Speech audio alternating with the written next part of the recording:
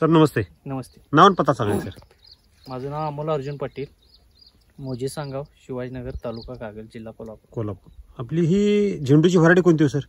ही यागना आहे. आगना यागना हा, इंडसवाल्यांची यागना आहे. यागना व्हरायटी नवीनच आलेली आहे. नवीन. ही सरीतलं अंतर किती हो सर? ही 5.5 फूट आहे. 5.5 फूट. आणि रोपातलं अंतर? रोपातलं बघा 1.25 फूट आहे. 1.25 फुटाला जास्तच, म्हणजे एक 16 ते 17 इंचापर्यंत. 16 ते 17 इंच. पाठीमाग किती फूट आहे? सरीतलं अंतर आहे मला सर? हे असं 250 फूट आहे. हा, असं सरीतलं अंतर किती आहे? असं 5.5 फूट आहे. हुल्ले साहेब, पाठीमाग 5.5 फुटातलं किती इंच शिल्लक राहिले हो? 8-9 इंच. ते टेकलंय सगळं? नाही, हे टेकलंय जात आहे. पूर्ण टेकलेलं आहे. आता आपण जे उभारलोय अगदी दाटणी वाटणीनं उभारलोय. हे तोडत असं जर चालत चालला सगळं मोडत जाते. मग तोडताना कसं तोडायला लागतंय आम्हाला? पुढे खाली बारडी ठेवूनच तोडायला लागते. का? पुढे तोडल्याशिवाय पुढे सरकता येत नाही. सरकलं तर ते मोडते. एवढं लोड माल झालेला आहे.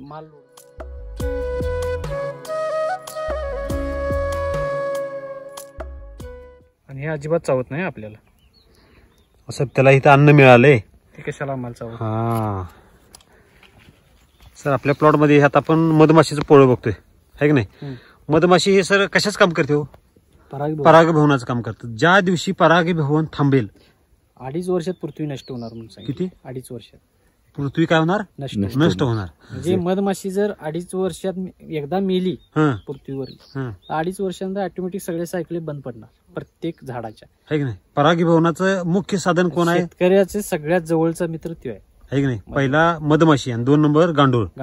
ह्या दोघांना जपणं हे वैदिकनं काम केलं सर. हा वैदिकचा चमत्कार. हो सर, पाठीमाग बघा किती मधमाशी आले बघा, घोंगावत आहेत. विमान फिरल्या फिरतंय. 2 वर्षापूर्वी मधमाशी आणण्यासाठी भरपूर मारले, साखर पाणी मारले साहेब. ते पेट्या पण आणतात लोक, नवीन फॅशन आली ती आता पेट्यांची. पेट्या जर आणलास आपण, काय होतं, पेटीचा प्रॉब्लेम कसा असतोय, पेटीतली मधमाशी बाहेर पडली तर मध चांगला नाही वाटला तर ती परत पेटीत जात नाही.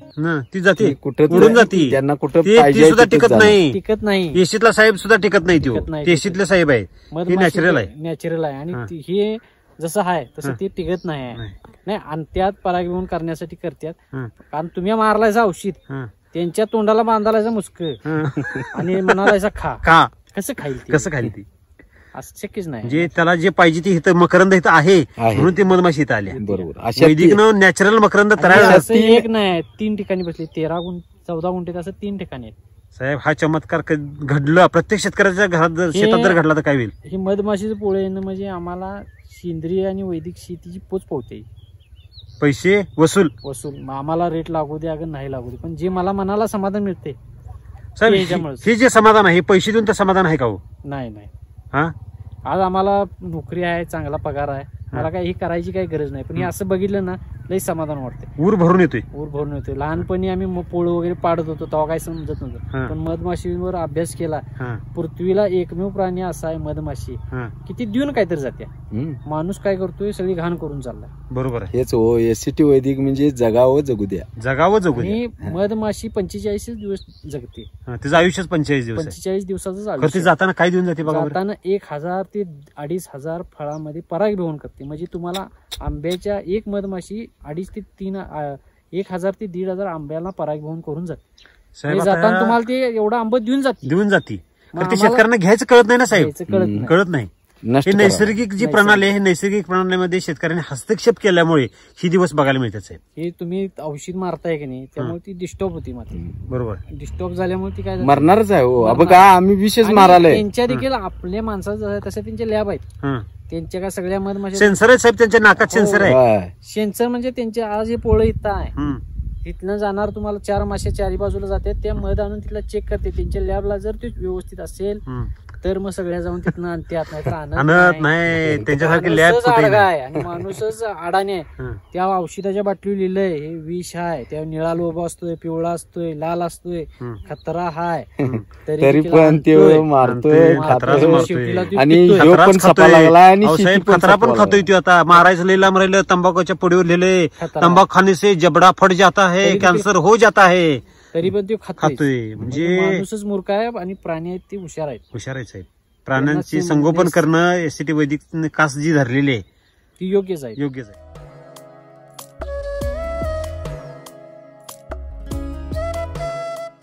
त्याचा तोडा कधी केलेला आहे सर? ह्यो तोडा आता परवा दिवशी केलेला, आज आलाय परत. साहेब बघा इथं तुम्ही हात लावलाय की नाही? आता हेतच नाही साहेब, कुठं जरी हात लावला असं सगळी फुलं तोडायला आलेत काय अशी वाटते, असं काय तुम्ही हात लावला? जवळजवळ आता 1 2 3 4 10 पारा असतील माझ्या हातात, त्यातली 2च नाही आहेत, फक्त बाकी सगळी तोडायला आलेले आहेत. हे तोडा आहे, हे तोडा आहे, हे म्हणजे ही सगळी तोडायला आलेली. बरं ही तुमची उंची किती सर? माझी उंची 5.5 फूट आहे. 5.5 फूट. आता ह्या प्लॉटची जर उंची बघायला गेलो तर हाईट किती फूट झाली हो? ही हाईट आता 5 फूटच आहे, कारण ह्या साईडला तुम्हाला जरा कमी दिसेल, पण आतल्या ही कडेची सरी आत जर गेला असा तर ही 5 फूट आहे. 5.5 फूट 6 फुटाची तार आहे आमची. 6.5 फुटाची 6 फुटाची तार. या तारला टेकल्या तुम्हाला दिसतील तिथे, आहे की नाही? सगळं संपूर्ण पॅक झालेलं आहे.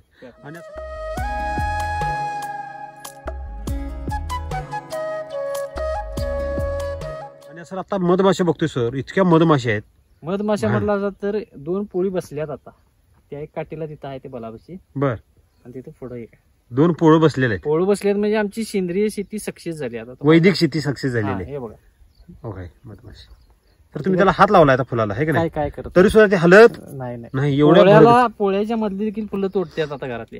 काय सांगतात? तरी सुद्धा मधमाशी आपल्याला काही करत नाही. हा फक्त आज जरा का कमी दिसायला लागले तुम्हाला? नाही आवाज देखील ऐकू नाही, एवढा मोठा आवाज येतोय.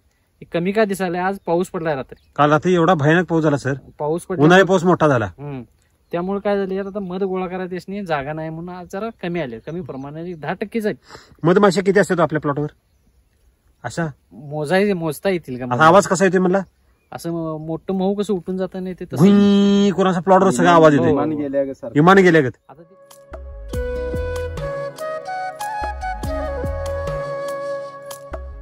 शेती सर किती वर्ष कितीदा केली? ही दुसऱ्यांदा केली. दुसऱ्यांदा. ह्याच्या अगोदर पण एकदा फुलशेती केली होती? ह्याच्या अगोदर एकदा केली होती. रानात निमेटोड येतोय म्हणून आम्ही फुलशेती करतोय. असं म्हणजे जमिनीतल्या शत्रू किडींची संख्या कमी करण्यासाठी बऱ्यापैकी शेतकरी काय करतात, बदली पीक म्हणून करतात. आणि झेंडू पीक म्हणजे कसं आहे, शेतकऱ्याचा मित्र आहे. हा म्हणजे मोबाईल जसं रिसीट होतोय तसं रान रिसीट होतंय सगळं. म्हणजे जमिनीतल्या टॉक्सिसिटी घालवायची असतील किंवा शत्रू किडी घालवायची असेल तर झेंडूचं पीक हे करावं लागतंय. हे आपण केलं टॉक्सिसिटी घालवण्यासाठी, परंतु जे उत्पादन येते सर ते उत्पादन अगदी भरमसाठ येते.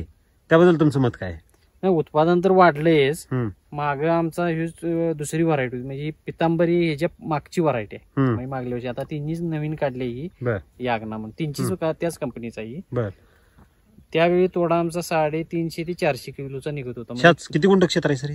हे 14 गुंठ आहे, पण लागण आमची 13 गुंठ्यात आहे. त्याकडेच इथं यूज तर 350 किलो पत्र निघत होता. आता कालचाच तोडा आमचा जवळजवळ 792 किलोचा निघाला. आणि त्यातलं अजून शिल्लक आहे. हे तोडायचं राहिले सर? हे शिल्लक राहिले. हे आता काल तोडले. हे जर तोडलं तर किती किलो गेलो? किंवा माल नाही म्हटलं तर एका सरीला 125 किलोच्या आसपास मला येत. म्हणजे 792 अधिक 125 किती झाले सर? जवळजवळ 792 800 धरा ते राऊंड फिगर. 900 किलो पद्धत तोडा जातो. 900 किलोचा तोडा. अगोदर ह्याच प्लॉट मध्ये किती किलोचा तोडा? हायेस्ट तोडा आमचा 500 किलो पद्धत झाला. हायेस्ट लय टॉपचा. टॉपचा सर 500 किलो कुठं आणि 900 किलो कुठं? काय वाढलंय? वाढलंय, जरा कमी डबल व्हायला आलेला आहे. बर, त्या पटीत खर्च किती वाढला हो? खर्च म्हणजे आम्ही रासायनिक जे आहे ते 1 दिवस आडान वॉटर सोल्युबल सोडत होतो. बर. आता काय केलेलं आहे, आम्ही सेंद्रियच आम्ही शेड्यूलच लावलेला आहे. वैदिकचं सगळं शेड्यूल तयार केलं.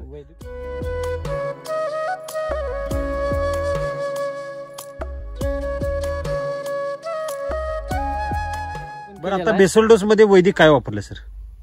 कृषी अमृतच्या 4 बॅगा वापरल्यात आणि SSMच्या एक 2-3 बॅगा. कधी दिला बेसल डोस? रोप लागण झाले 15 दिवसानं नाळानं घातलेलं आहे. म्हणजे ते 2 रोपाच्या मध्ये सेंटरला एक आम्ही लागवडीसाठी एक होल ठेवलेलाच आहे पेशल. मग आता काय केलंय, आम्ही ड्रिपने सोडतोय. आता काय आता आत घुसता येत नाही, तो जाताच येत नाही, आता उभारता सुद्धा येत नाही. ड्रिपने सोडतोय. मग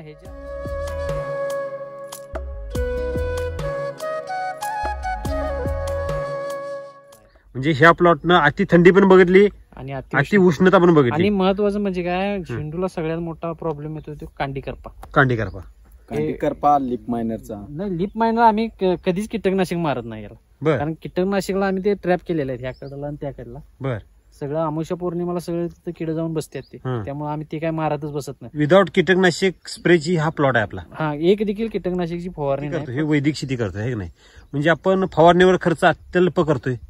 फवारणी आम्ही ह्याच्या आधी 4 दिवस अडाण करत होतो अगोदरच्या प्लॉटला, म्हणजे सगळ्याच प्लॉटला. बरं. ह्या प्लॉटला 15 ते 20 दिवसानं फवारणी केली. फवारणीतलं अंतर वाढण्याचं कारण काही शोधलं का सर तुम्ही? झाडामध्येच ताकद आहे. आता ह्यो चालून आज 60वा दिवस आहे प्लॉटचा. हा आणि कोण पण येईल तर म्हणतो ते कोण पण म्हणजे आमचं परवा ह्या कंपनीने देखील कार्यक्रम घेतलेला आहे. 50 माणसांचं जेवण वगैरे त्यांनी सगळ्या शेतकऱ्यांनी रोपवाटिकेवाल्यांनी बोलवून घेतलेलं आहे. त्यांचा अनुभव काय की अजून हे किमान मे महिन्यापर्यंत प्लॉट जाईल, टिकायला पाहिजे कारण अजून याच्यात ताकद भरपूर आहे. म्हणजे ही ताकद जास्त म्हणजे वैदिकने काय केलं सर, झाडामध्ये ताकद आली. अजून ह्या कळ्या फुलायला महिना लागणार. म्हणजे आपल्या प्लॉट मध्ये बघायला गेलो तर किती स्टेज मध्ये फुल आहेत आता सध्या? हार्वेस्टिंगला आलेला आहे म्हणजे मिडियम साईज मध्ये हार्वेस्टिंगला हे आज आहे, आज हे तोडलंच पाहिजे आम्हाला. हे परवा दिवशी येतेच. ही जी मोठी कळी आहे ती ही 8 दिवसांनी येतेच. ही जी कळी आहे ही अजून 15 दिवसांनी येते.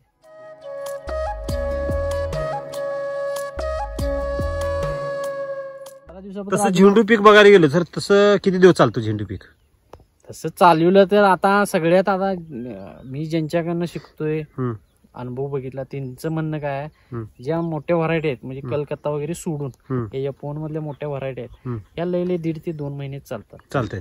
पण मागची देखील मी पितांबरी चाललेली की नाही 30 2.5 महिने चाललेली. आता ही काय म्हणते ही 4 महिने चालू म्हणजे झेंडू तोडायला चालू केलेल्याच ना पुढं 4 महिने चाललं. म्हणजे किती महिने तोडे वाढले सर आपले?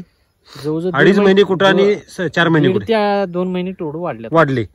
तसं बघायला गेलो तर आपला उत्पादन जर बघायला अगोदर निघत होतं 500 किलो हायेस्ट, आज निघते 900 किलो हायेस्ट. अगोदर जे तोडे होत होते ते किती दिवसाला तोडे व्हायची? 500 किलोची 500 किलोची ते 4 दिवसाला होत होते. आज किती दिवसांनी तोडतोय आपण? 3 दिवसांनी तोडतोय. म्हणजे 1 दिवस अगोदर येते आणि उत्पादन जास्त डबल निघते. म्हणजे हा जो ताळेबंद आहे तर शेती फायद्याची होती का तोट्याची होती? नाही आता कसं आहे मार्केटला दर डाऊन आहेत, रेटचा हिशोब सध्या आपण घ्यायचा नाही सर. आपण फक्त आता क्वालिटी आणि क्वांटिटी एवढंच सध्या आपण विचार करू. रेट हा तुमच्या पण हातात नाही ना आमच्या हातात आहे, बरोबर आहे की नाही? फक्त आपण क्वालिटी आणि क्वांटिटीचा अभ्यास तर केलाच पाहिजे. खरं खोटं आहे? क्वालिटी क्वांटिटी जर अभ्यास करायला हा जो मुख्य रोल जो आहे हा पोषणाचा रोल किती टक्के वाटते सर तुम्हाला? आता कसं आहे माहितीये काय, जर क्वालिटी आणि क्वांटिटीचा हिशोब घातला तरी देखील आम्हाला आता परवडेबलच आहे. कारण एक तोडा आमचा नाही म्हटला जात तरी 600-700 किलो निघाला, 10 रुपये दर लागला तर 7-8 हजार रुपये होत्या. 10 रुपयानं दर पकडला. आणि गुंठे क्षेत्र किती आहे सर? फक्त 13 गुंठे. 13 गुंठे. आणि हा जर आपण जर सर 1 एकराचा हिशोब काढला तर किती पट होणार हो साहेब? 15 गुंठे धरू, 15 तरी 45 तिप्पट धरा साहेब इथं हिशोब. म्हणजे 3 दिवसाला किती रुपये झाले 1 एकराची? 2 टनाची तोडे झाले. 2 टनाच तोडा जाते झेंडू 2 साहेब. ऊसाचा तोडा तेवढा होत नाही.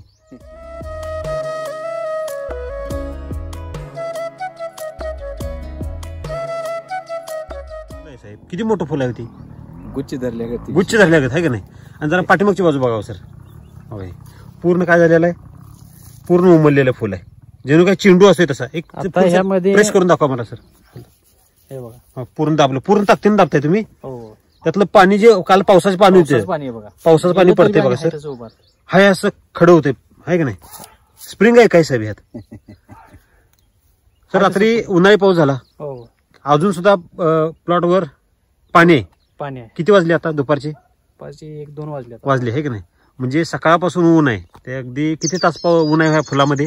पाणी आहे ते रात्रीचं 12 धरलं, 12 आणि हे 3 धरलं तरी बी 12 आणि 3 15-16 तास झालं. 16 तास झालं फुलामध्ये पाणी आहे सर. फुल कुठं काळं पडले का? नाही. हा म्हणजे रोपामध्ये झाडामध्ये रोग प्रतिकारक शक्ती किती असेल? आता झाडलं तरी पाणी पडते. आता तुमची पॅन्ट बघा सर, जरा पाठीमागा सर.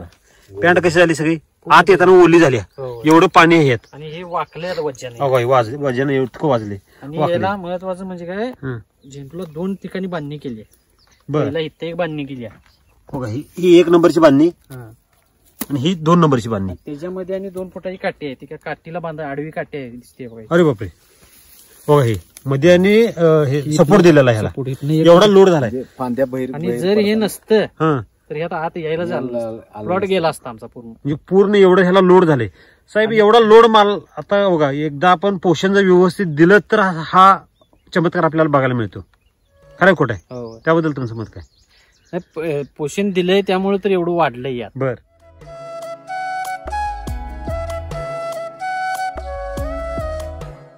ह्याच्या अगोदर जे केमिकल तुमची प्रॅक्टिस, तुम्ही लहानपणापासून शेती करता आहे का नाही? केमिकल शेती आणि वैदिक शेती मधला मुख्य बदल काय हो सर? केमिकलच्या शेतीत काय व्हायचं, खर्च वाढायचा. आणि रोगराई आणि ह्याला एवढा रोग असायचा का नाही, म्हणजे मुळात का नाही लहान माळाला जसं गुट्टी वगळून त्याने घालत होती तसा प्रकार झालेला आहे. ह्यात आता अंगचीच ताकद एवढी आहे. आता कालच आम्ही फवारणी घेतली, काय खोटं काय सांगत नाही, काल घेतली 22 दिवसानंतर. म्हणजे राम सर जसं सांगतात तसं वेळ लागले. राम सर म्हणतात सर अमावस्या पौर्णिमा नंतर काय वेळ अमावस्यालाच फक्त औषध मारावं लागेल. आता आम्ही ज्या मागचं जे प्लॉट करतोय की नाही, म्हणजे त्यावेळी काय आम्ही तुमचं वैदिक वापरणार पहिल्यांदाच वापरले, त्यावेळी फक्त मी पौर्णिमा अमावस्यालाच मारत होतो. आता मी अमावस्या आणि पौर्णिमा देखील फवारण्या पूर्ण बंद केल्या. कारण रानातलं किडा आहे ते सगळं रानाच्या बाहेर काढतोय. पतंग वगैरे जे आहेत ते तुम्हाला ट्रॅप दिसतील, लाईट लावून रानाच्या बाहेर काढतोय अमावस्याला आणि पौर्णिमाला. त्यामुळे त्या फवारणी तिथंच बंद झाल्या सगळ्या. आता बऱ्यापैकी शेतकऱ्यांचा सर जो खर्च होतोय तो फवारणीवर जास्त खर्च होतोय. फवारणीवर सगळ्यात जास्त खर्च आहे की नाही. आणि आता आपण जो पोषण माझ्या 4 दिवसाला 3 दिवसाला किंवा 4 दिवसाला एक फवारणी जर धरला असेल तर महिन्यात नाही मला 9 फवारणी होतात. एका फवारणीचा खर्च किती साधारणपणे 600 रुपये जरी धरला असा तर पैसे किती झाले, 3600 रुपये झाले.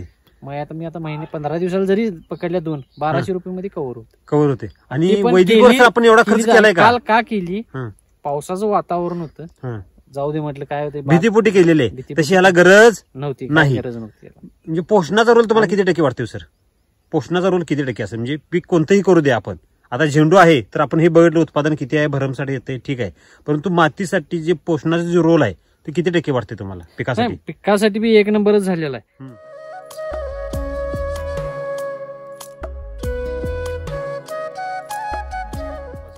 ह्या मल्चिंग पेपरवरचं किती पीक आहे? हे 4थं पीक आहे. अजून ह्याच मल्चिंग पेपरवर मी अजून 4 पिकं काढतो. ह्याच्या आधी मी 10 पिकं काढलेली एका मल्चिंग पेपरवर. बेड अजिबात हलवत नाही किंवा तारकाठी ही एकदा रवल्या परत काढत नाही. कारण तारकाठी पण एकदम जाम करून एकदा पेपर घातला त्याला एकदा बेसल दिला की आपण अजिबात बेड हलवत नाही. आता हे टोटल पिकं किती काढता सर? टोटल मी 9 ते 10 पिकं काढताय.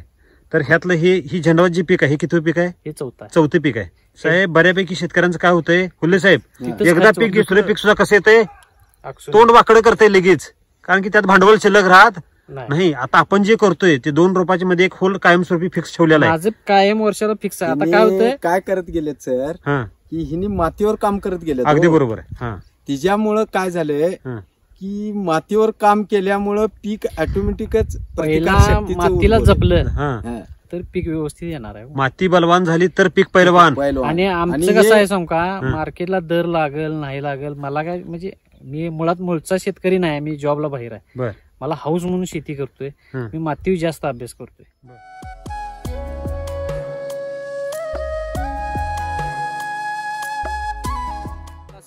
आणि मल्चिंग पेपर जर म्हटला असा एकदा हाताला की आम्ही झाडे ग्राइंडरनं कट करून काढतोय. का उपडले की पेपर सुद्धा खराब होऊ देत नाही. आणि दुसरा फायदा काय होतोय, त्या जर मुळे तिथंच राहिल्या गांडुळांना खाण्यासाठी अन्न होतंय आणि ऑक्सिजन मुळ्या कुजल्या की डायरेक्ट जमिनीत जेवढं आता समजा 1 फुटापत्र मूळ गेलेला आहे, आता झेंडूचं मूळ 1 फुटापत्र गेलं अगदी बरोबर, तर ती वाळल्यानंतर तिथं ऑक्सिजन तळापत जाण्यासाठी त्याला जागा तयार झाली. आणि दुसरी गोष्ट काय झाली, आम्ही वैदिक सोडलं तर ते 1 फुटापत्र इझिली आरामात सहज जातं. म्हणजे जमिनीसाठी कुठलंही रोप आम्ही उपडत नाही, ग्राइंडरनं कट करूनच काढतो. म्हणजे गांडुळांना खायला ते अन्न तयार होतं. आणि एवढं खत होतंय ना त्याचं भयानक खत होतं. टनेजमध्ये खत तयार हे शेतकऱ्यांना वजन जर करायला गेलं तर पावशेर असे किती रुपये बसतात साहेब? 3000 रुपये. 3000 गुणिले 250 साधारण 750 किलोच्या आसपास. 750 किलो 7.5 टन साहेब. 7.5 टन खत तयार झालं. म्हणजे असा बारीक सारीक जर शेतकऱ्यांचा विचार केला तर शेती फायद्याची ठरू शकते. आणि त्यात पोषणाचा रोल काय होत्या, 1 पीक काढला 2 पीक काढला एवढं रान नांगरायला नाही म्हणलं 7 ते 8 हजार खर्च.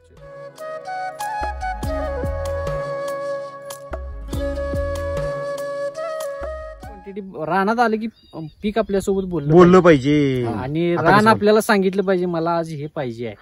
आणि ती भाषा समजली पाहिजे. शेतकऱ्याला जर त्या पिकाची भाषा समजली तर शेती सक्सेस होणार, अन्यथा शेती सक्सेस होणार नाही. साहेब हे पीक बोलायला लागले, हे बोलतंय मला न्याय म्हणते मार्केटला, आज हे म्हणतंय आजची परिस्थिती सांगतो, हे म्हणते माझं वज्ज कमी करा. एवढं ते उत्पादन द्यायला लागले. एका झाडाला नाही म्हटलं तर 50 ते 60 फुलं आहेत. साहेब मला काय सांगतो, मी तुम्हाला एक चॅलेंज देतो, 1 लाख रुपये देतो. काय हाय असं झाडाला एका रोपाची तुम्ही फुलं मोजून दाखवायची. नाही फुलं तर झाड कापून बाहेरूनच मोजायला लागणार तिथं सुद्धा नाही, इथं मोजता येतच नाही, येतच नाही. एवढं फुलं लागलेलं आहेत त्याला, कट करून येऊन बाहेरच मोजायला लागते. म्हणजे आता तुम्ही आला हे 2 महिन्यानं बघा, आता आलाय तुम्ही इथं. ह्याच्या मागे एक 15 दिवसापूर्वी मी यांना बोललो होतो, त्यावेळी जर आला म्हणजे कंपनीने यांच्या कार्यक्रम घेतला होता, त्यावेळी जर आला असताना असं बघितलं तर पान दिसत नाही, सगळ्या कळ्याच दिसायच्या. एवढा भरगत माल लागला. आता सुद्धा सर हा व्हिडिओ बघला नाही, लोक अचंबित होतील, हा एडिट केलेला प्लॉट आहे म्हणणार. हे आमचा 5 फुटाचा अंतर आहे दोन्ही काठी. काय एक दिवशी आम्ही सगळ्या कळ्या मोजलेल्या, मग कळ्या मोजताना कसं टेप टाकला, 1 फुटातल्या कळ्या मोजल्या, 200 कळ्या होत्या इथं. एका फुटामध्ये 200 कळ्या होत्या, इकडं आणि तिकडे, इकडे 200 तिकडे 200, 400 होत्या एका फुटामध्ये. फक्त एका फुटामध्ये 1 किलोत साहेब 120 फुलं बसतात. नाही आमची कमी बसते ती, किती? 60-70च बसतात. किती? 60-70च बसतात. साहेबांनी सांगितलं 120, तुम्ही सांगितलं 60, म्हणजे निम्म्यावर आले तिथं. अशी एक ठराविक झाडं आहेत, 2-2 फुलांचं वजन 110 ग्रॅम आहे. पाठवलाय की वजन? पाठवलंय मी तुम्हाला. म्हणजे साहेब 110 ग्रॅम न एका किलो मध्ये किती फुलं बसली साहेब? नाही ती एक ठराविकच असू दे साहेब, असू दे. त्याच्या निम्म्यांतर ही फुलं असतील का नाही? आतमध्ये आहेत, त्याच्या निम्म्यानं त्याच्या निम्म्यांतर आहेत का नाही? किमान 15-20 ग्रॅमची फुलं आहेत. तर केमिकल शेती आणि वैदिक शेतीतला आपण हा फरक जाणून घेतला. तर शेती फायद्याची ठरवायची असेल तर वैदिक शेती केली पाहिजे का केमिकल शेती केली पाहिजे? नाही, वैदिकच केली पाहिजे, आहे की नाही? तुम्ही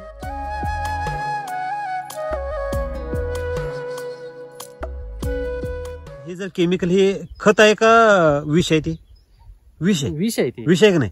हे विष जर आपल्या शेतीला दिलं तर शेती सुपीक होईल का नापीक होईल? सुपीकच होणार. अहो कसं आहे तुम्हाला बघा, केमिकल दिल्यावर नापीक होणार आणि वैदिक दिल्यावर सुपीक होणार. हे आता एवढा रिझल्ट आहे मला वाटतं. आणि जर मी कंटिन्यू जर वापरलं तर पुढच्या पिकाला अजून मला 4 पिकं ह्याच्यावर काढायचीच आहे. आणि माझं टार्गेट आता चालू आहे मार्च, मेला मला मेच्या 1 तारखेला लागण करायची आहे. पण कसं झालेलं आहे, हे सप्ताह का नाही याची गॅरंटी नाही. हे महत्वाचं आहे. आणि मेला माझी रोप बुकिंग आहेत. बरं. एक तर मिरचीची नाही तर शेवंतीची, दोन्हीतली एक मी बुक करणार आहे 2 दिवसात. पण ते धाकधूक आहे, नाही संपलं तर काय करायचं? हे प्लॉट संपलं कसं साहेब? आता रंगात आलाय. आता 2-3 जण रोपवाटिकावली म्हणतात काय, अजूनही आत्ता चालू झाला. आता चालू झालाय वाटतं. आता चालू झालाय. म्हणजे सर तुम्हाला काय वाटतं, म्हणजे व्हरायटीचा रोल किती आणि पोषणाचा रोल किती? व्हरायटीचा रोल म्हटला जात तर हीच व्हरायटी आपण पन्हाळ्या भागात दिली होती, रोपवाटिकावाल्यांनी सांगितली होती. तिथं पण बऱ्यापैकी चालली, पण एवढी लेवलला गेली, एवढी ग्रोथला गेली नाही, एवढं टनेज म्हणा, एवढं उत्पादन आलं नाही. म्हणजे आपल्या एक लक्षात येते 3.5 टन माल गेलेला आहे मार्केटला. गेलेला आहे 14-13 गुंठ्यात. किती टन? 3.5 टन माल गेलेला आहे. गेलेला आतापर्यंत साहेब बघतोय आपण. ह्यात असं वाटतं की एकही फुल मार्केटला गेलं नाही. सर मग जरा झूम करतो, हे काय आहे? हे बघा. हो सर, पान दिसतच नाही. हे सगळं मधमाशाच आहे तिथे, आहे की नाही? होय. आज आवाज यायला लागला, पतंग उडले. सर मधमाशी म्हणजे मित्रकीड. ज्या दिवशी पान दिसत नाही, आता जागी जागी असं किती आहे, खाली दिसतंय का बघा पान? हे काय आपण काय चिटकवलेलं नाही, तयार केलेलं नाही, काही नाही. किती जर ढकललं पाणी कसं पडते, एवढं पाणी ते वजन घेऊन बसले. आता यात नजर जायचं तुम्हाला मधमाशी दाखवतो.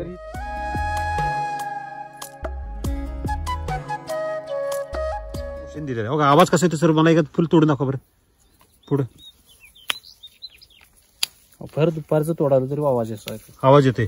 केमिकलचा असं साहेब कसा आवाज? आता तुम्हाला सांगतो, इथं आता चांबट होते बघा, चांबट होते, तुटत नाही. केमिकलचे दुष्परिणाम जास्त आहेत. तर उन्हाळी पाऊस पडल्यानंतर सर करपा दिसायला पाहिजे होता, तसं करपा आपल्यात कुठे दिसतोय का हो? नाही. करपा नाही, म्हणजे रोग प्रतिकारक शक्ती झाडाची वाढवणं हेच आपल्या हातात आहे.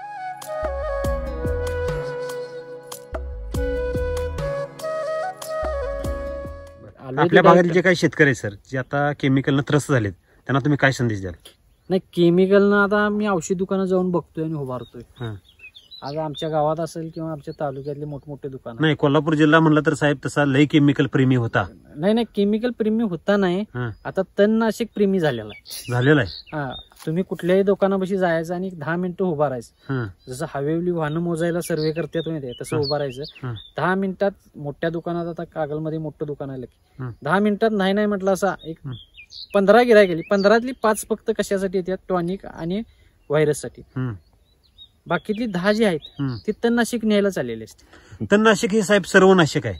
तणनाशक म्हणजे माझ्या मतानुसार तुम्ही तुमची शेतीतलं पीक काढायला पण तुमच्या मुलांच्या हातात शेती राहणार नाही. ती वाळवंटच होणार आहे. बरोबर. वाळवंटात म्हणजे पाणी देखील त्यात राहणार नाही. नाही काहीच राहणार. एवढं साहेब सगळ्यांना माहित असून सुद्धा शेतकरी का बरं तणनाशक एवढं हार्ड आहे. आम्ही पूर्वी पाटातली पाणी पित होतो, तुम्हाला ऐकून माहिती असेल. हो, पाटातलं पाणी पूर्वी सांगत होते मोठंच पाणी आलं की आम्ही पाटातलं पित होतो. आता कोण धाडस तसं करत नाही.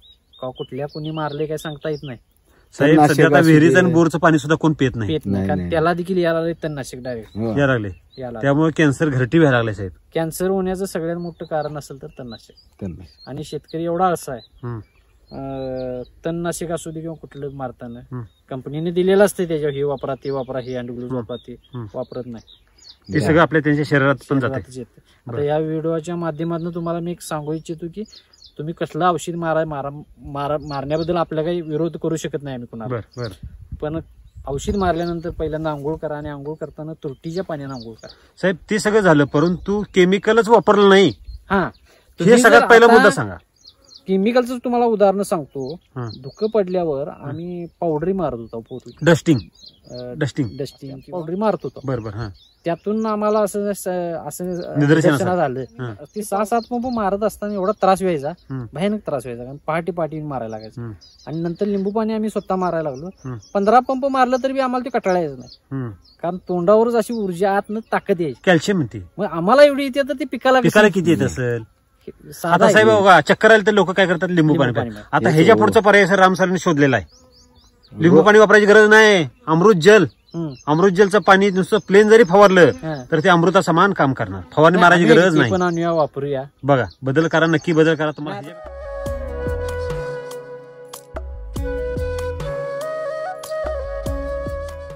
सर राम सरांनी एवढी चांगली टेक्नॉलॉजी निर्माण केली तर राम सरांना तुम्ही काय संदेश द्याल सर?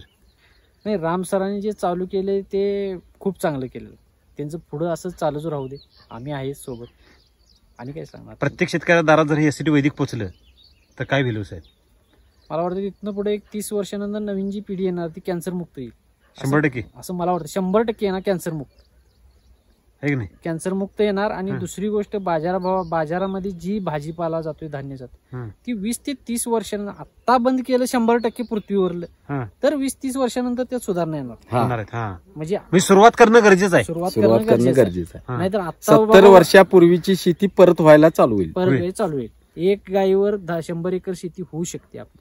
एका गायीवर आम्ही करतोय. आमची काही 100 एकर शेती नाही, पण एका गायीवर करतोय. आमच्या गायीचं शेण एवढं देखील मात्र होत नाही. मिल्क चार्जरचा वापर केला तर आणि ते गोअमृत तयार झालं तर काय शेतीला आता सोनेरी दिवस आलेले आहेत. 2.5 ते 3 वर्ष मी शेतात ट्रॅक्टर आत घालत नाही. जे मशागत कोण करत असेल साहेब ह्याची जमिनीची? गांडूळ न झोपणारा प्राणी कुठला साहेब माहितीये का? गांडूळ. कशासाठी झोपत नाही तो? फिरतच असतोय. शेतकऱ्याच्या कल्याणासाठी, शेतकऱ्याची जमीन सुपीक व्हावी, शेतकऱ्याचं जमीन भुसभुशीत व्हावी, उत्पादन वाढावं म्हणून गांडूळ झोपत नसतो, फिरतच राहतो. परंतु शेतकरी काय करतो, त्याला केमिकल देऊन मारून टाकतो. आणि स्वतःच्या पायावर स्वतः कुऱ्हाड मारणे आणि नुकसान करून घेणे आणि केमिकल वापरून मधमाशी घालवतात.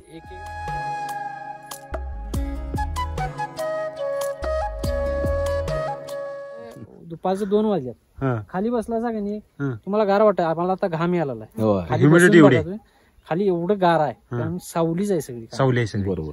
पाठीमाग सर अनेकदा झूम करून दाखवतो शेतकऱ्यांना. पाठीमाग किती 4.5 फुटातले सर किती इंच शिल्लक राहिले, फक्त चालत जाता येत नाही. सहजासहजी आपण असं जर गेलो तर मोडत जाते. असंच जायला लागतं. एका बाजूला जायला लागतं. एका बाजूने जायला लागतं. नाही, दुसरी गोष्ट काय, फुलं तोडत जायला लागतं तरच पुढे जाऊ शकतो. नाही तर आत आलो तर ते आपण जिथं गेलो तिथं तर मोडलंय सगळं आमचं. ते काय आज आम्ही तोडणार आहे म्हटलं काय अडचण नाही. हाईट पण जबरदस्त आहे, रुंदी पण जबरदस्त आहे, उत्पादन पण वाढले. ठराविक झाडं हाईट मारायला लागलेत म्हणून कापल्यात पण आम्ही. कट केलं तरी सुद्धा ती फुटायला लागली. आता ही बघा, हे 6 फुटावा ही तार झालं की 4 इंच कमी आहे. 6 फुटावर आलेला आहे. 6 फूट. याचं कसं होतं, तोडता येत नाही, नंतर लय प्रॉब्लेम आहे. बरोबर आहे. ओके. म्हणून आम्ही झाडं पण कट केलेली आहेत.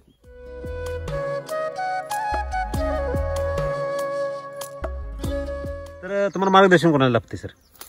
सुनील साहेबांचे. सर नमस्ते. तुमचं नाव पत्ता सांगा सर. माझं नाव सुनील उल्ले, राहणार रोहित, तालुका हातकणंगले, जिल्हा Kolhapur. Mobile number 73 87 68 10 43. Thank you sir.